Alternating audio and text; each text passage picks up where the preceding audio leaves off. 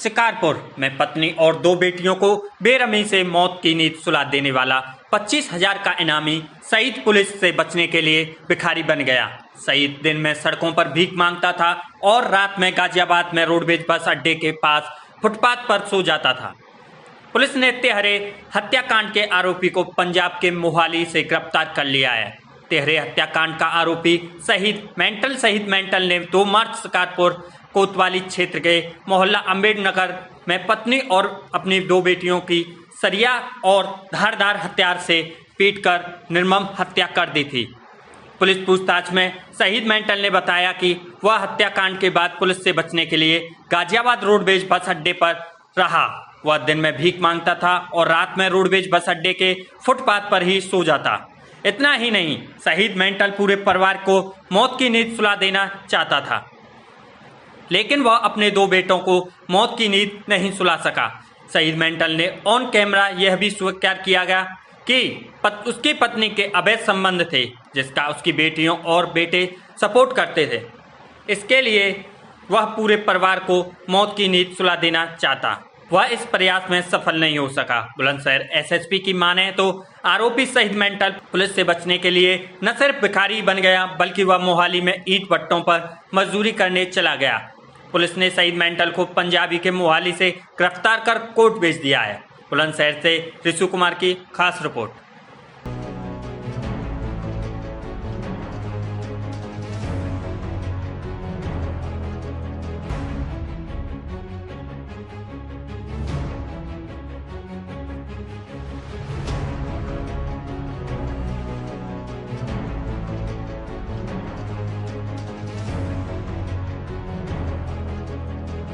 25,000 का इनामी गिरफ्तार किया गया है। सर, कहाँ से गिरफ्तारी की गई?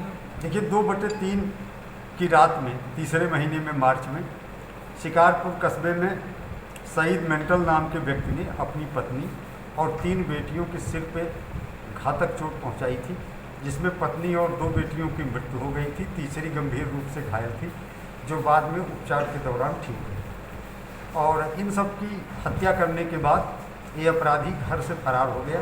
इसने अपना मोबाइल फ़ोन अपने घर पे ऑफ कर लिया था।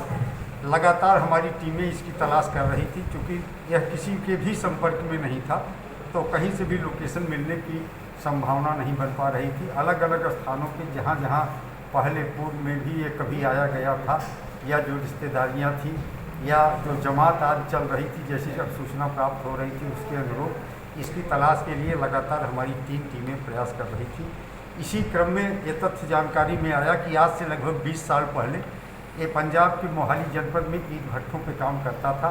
उस अनुसूचना को विकसित करते हुए हमारी टीम मोहाली पंजाब में लगाई गई और वहाँ पर ये एक सनी कंस्ट्रक्शन का काम चल रहा था। बिल्डिंग आज बन रहे थे, वहाँ पे लेबर के रूप में काम कर रहे थे और वहाँ से पुलिस के द्वारा इन्हें गिरफ्तार किया।